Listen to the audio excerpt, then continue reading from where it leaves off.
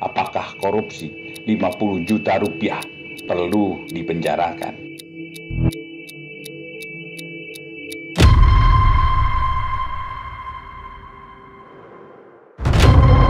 Jaksa Agung ST Burhanuddin kembali menyatakan hal yang mengejutkan dalam hal penanganan tindak pidana korupsi. Resiko melakukan korupsi menjadi semakin kecil karena hanya perlu mengembalikan kerugian keuangan negara atau juga mendapatkan pembinaan dari inspektorat. Yang penting adalah jangan ini dijadikan peluang oleh oknum-oknum jaksa untuk kemudian memeras orang. Jangan sampai kasus korupsi ini dikompromikan dengan alasan apapun juga. Oke, karena dengan korupsi alasan ini apapun salah satu yang bisa mengancam keselamatan negara gitu.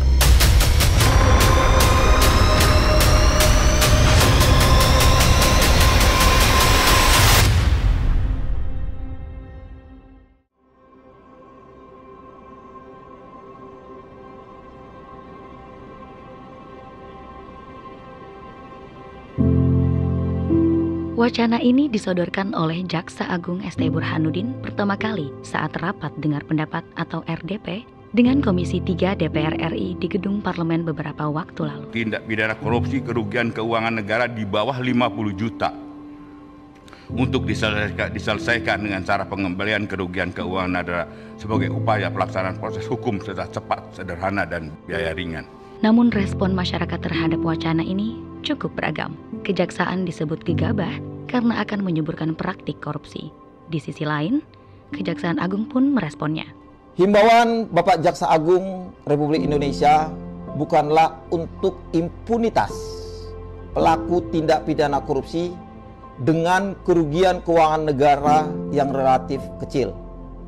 Tetapi wacana itu dibuka untuk dibahas ke publik agar penindakan tindak pidana korupsi pun berdasarkan pemikiran yang jernih atas hakikat penegakan hukum itu sendiri, yaitu pemulihan pada keadaan semula.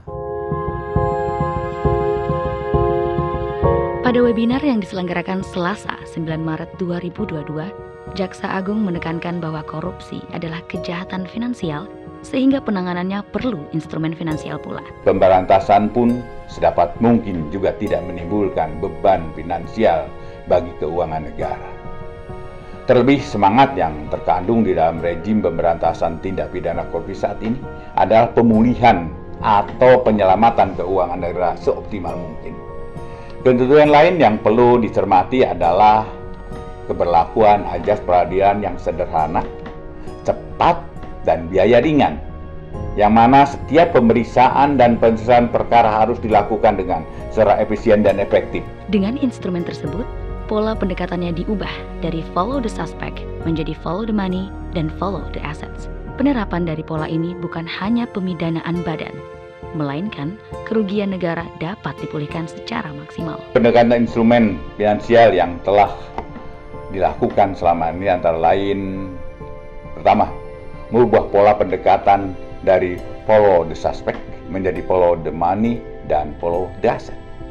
Yang kedua, pemiskinan koruptor dengan melakukan penerapan aset koruptor melalui aset tracing guna pemulihan kerugian keuangan negara sehingga penegakan hukum tidak sekedar pemidanaan badan. Dengan demikian, Burhanuddin menekankan efisiensi dalam pemberantasan korupsi agar negara tidak mengalami kerugian dua kali dari penanganan kasus korupsi yang dilakukan oleh pelaku. Melalui pendekatan instrumen finansial, maka proses pemberantasan tindak pidana korupsi perlu mempertimbangkan beban ekonomi negara untuk biaya proses penegakan hukum tentunya, termasuk biaya hidup dan pembinaan narapidana pasca putusan inkrah.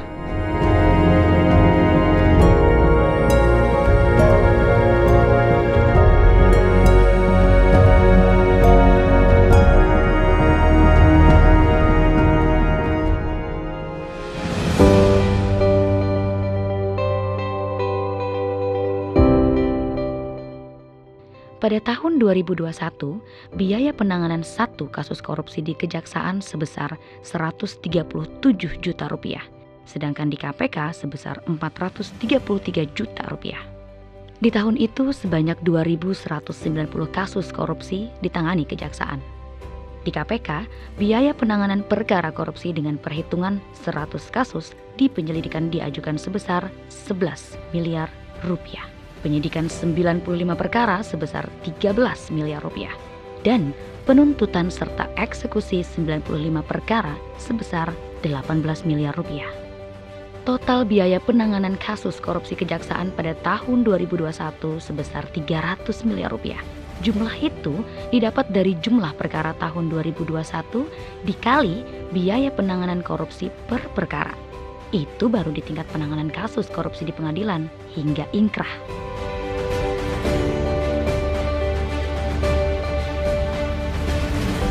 Dengan perhitungan tadi, kita coba masukkan perkara korupsi 50 juta rupiah untuk diadili ke persidangan. Kita asumsikan bahwa perkara kasus dengan nilai kerugian tersebut akan banyak terjadi di tahun 2022. Jumlah perkara tahun 2021 yang sebanyak 2.190 kasus dikali 2, maka anggaran pemberantasan korupsi pada tahun 2022 yang dibutuhkan sebanyak 600 miliar lebih.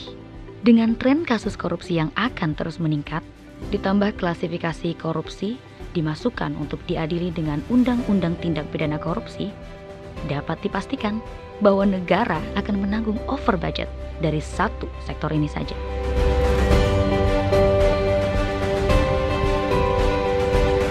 Maka sangat relate saat koordinator jaksa pada Jampitsus Kejagung pada Mei 2016, Fathur Rahman berkata bahwa seringkali anggaran pemberantasan korupsi ini tidak cukup. Apalagi kasus korupsi yang membutuhkan keterangan ahli, maka akan jauh lebih besar biaya yang dibutuhkan untuk mengonsolidasikan pembuktian penuntut umum di persidangan. Belum lagi persoalan jika kasus korupsi itu terjadi di pulau-pulau terpencil yang membutuhkan waktu, tenaga, dan juga anggaran yang tidak sedikit. Perkara korupsi yang menjadi khususnya di wilayah Indonesia bagian timur, terlebih di daerah kepulauan, di mana proses pemeriksaan dan persidangannya harus ditempuh melalui jalur darat, laut, dan udara, sekaligus untuk menuju ibu kota provinsi, tempat penyidangan perkara. Bisa bapak-bapak, teman-teman bayangkan bagaimana perkara kalau itu terjadi di Pulau Nias harus disidangkan di Medan. Bagaimana perkara yang terjadi di Kepulauan Natuna harus disidangkan di Kepri. Berapa waktu yang harus habis, berapa dana yang harus diserap, dan tidak sebanding antara biaya operasional yang dikeluarkan oleh negara dengan kerugian negara yang hendak diselamatkan. Dalam hal ini justru yang memiliki nilai kerugian relatif kecil adalah bentuk kerugian negara yang dilakukan secara legal. Penanganan perkara korupsi berskala kecil tersebut juga bukanlah capaian yang patut dibanggakan, bahkan terkadang cenderung tidak dapat diterima oleh masyarakat. Dampak negatif lainnya saat korupsi 50 juta rupiah tetap akan diadili menurut Undang-Undang Tindak Pidana Korupsi ialah diperlukan tenaga penegak hukum yang semakin besar di berbagai level dengan kualitas yang sama.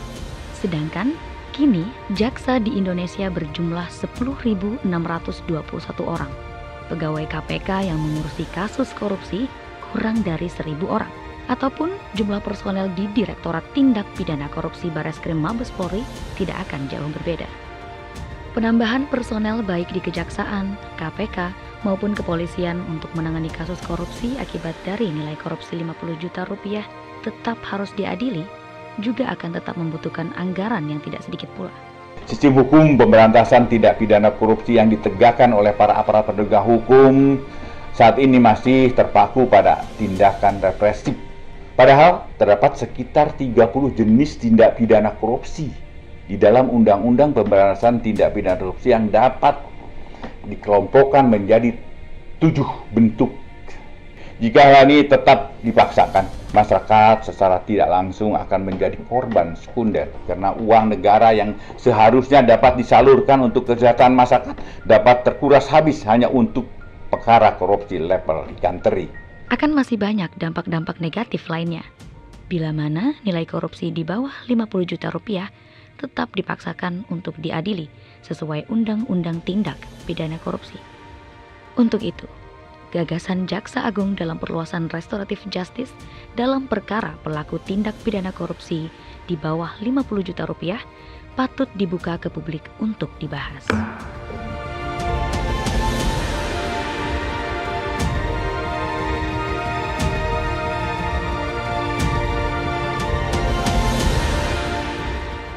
Restoratif Justice atau keadilan restoratif menjadi program mahkota Kejaksaan Agung. Filosofi Jaksa Agung ST Burhanuddin saat mengeluarkan peraturan Kejaksaan Agung nomor 15 tahun 2020 ini ialah untuk mengembalikan marwah kejaksaan dengan implementasi hukum tajam ke atas dan tumpul ke bawah. Tujuan yang hendak dicapai pada prinsip keadilan restoratif yaitu untuk menghadirkan kemanfaatan hukum yang sebesar-besarnya bagi masyarakat. Maka jangkauan ke depan idealnya adalah peraturan kejaksaan keadilan restoratif ini akan dapat menyentuh seluruh lapisan masyarakat.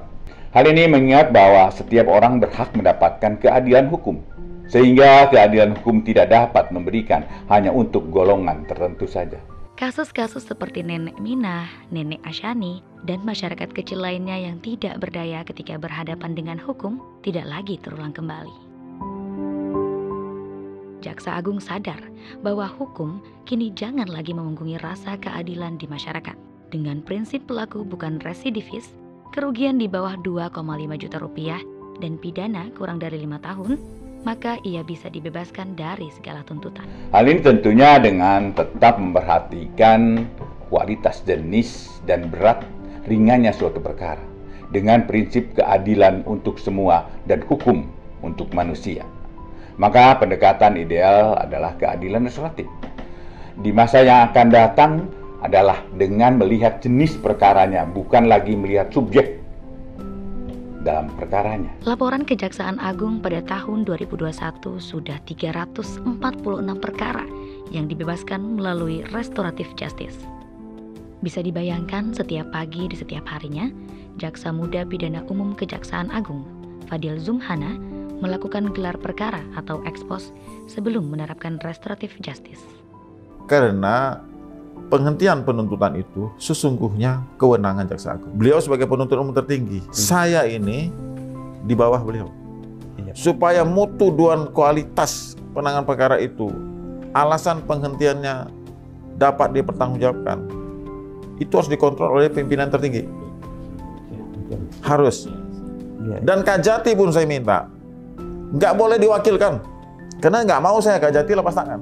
Saya jam 7 pagi sudah ekspos. Iya Pak, kami setiap lihat, hari Pak. saya jam 7 sudah ekspos.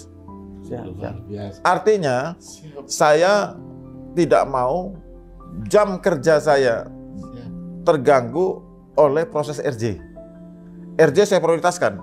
Perkara-perkara yang dibebaskan menyasar pada perkara-perkara ringan yang dilakukan masyarakat kecil, seperti pencurian. Dari upaya keras ini membuahkan hasil. Survei Kompas yang dirilis pada 14 Februari 2022 menyatakan bahwa sebanyak 83% masyarakat setuju dengan restoratif justice. Wacana pemberian hukuman sesuai Undang-Undang Tindak Pidana Korupsi kepada pelaku korupsi di bawah 50 juta rupiah menjadi nyata jika kita melihat fakta-fakta tersebut. Wacana ini justru memberikan peluang kepada kita untuk berpikir holistik, melihat hukuman bagi pelaku korupsi 50 juta rupiah cukup dikembalikan. Para pelaku tindak pidana korupsi yang perbuatannya tidak berkaitan dengan kerugian keuangan negara maupun yang berkaitan dengan keuangan negara, namun dengan nominal kerugian yang kecil, tetap akan kita berikan hukuman yang setimpal. Penjatuhan sanksi pidana khususnya penjara bukanlah upaya balas dendam, melainkan suatu proses edukasi pemasyarakatan dan penjeraan yang bertujuan agar pelaku menyadari kesalahannya atas perbuatannya.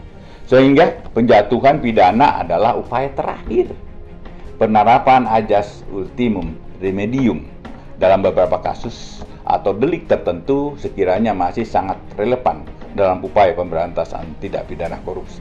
Jika ada anggapan kejaksaan sudah tidak berpihak lagi pada pemberantasan korupsi, itu terlalu prematur. Lihat saja, anggaran pemberantasan korupsi di kejaksaan pada 2021 yang berjumlah 300-an miliar rupiah, namun mampu mengembalikan kerugian keuangan negara dari perkara korupsi sebesar 21 triliun lebih. Seperti penerapan restoratif justice yang tertuang pada Perja nomor 15 tahun 2020, perluasan restoratif justice pada pelaku korupsi di bawah 50 juta rupiah juga akan dipersempit alias tidak akan semena-mena diberikan. Dan Jaksa Agung sudah menjamin hal itu. Sekali lagi saya juga menegaskan bahwa sebagai aparat penegak hukum kita harus bertindak secara cermat dalam mendudukan setiap jenis perkara dan tepat dalam memberikan bobot hukuman. Menjatuhkan sanksi pidana secara tepat dan sesuai perbuatannya adalah langkah bijak dalam mewujudkan keadilan. Kita tentu sepakat bahwa korupsi adalah extraordinary crime yang memerlukan upaya ekstra untuk memberantasnya. Kita juga sepakat bahwa kita gusar, korupsi tidak ada habis-habisnya. Namun, jangan sampai kita juga berpikir bahwa uang pajak kita berikan kepada pelaku korupsi yang nilainya di bawah 50 juta rupiah untuk diurusi dari pajak kita.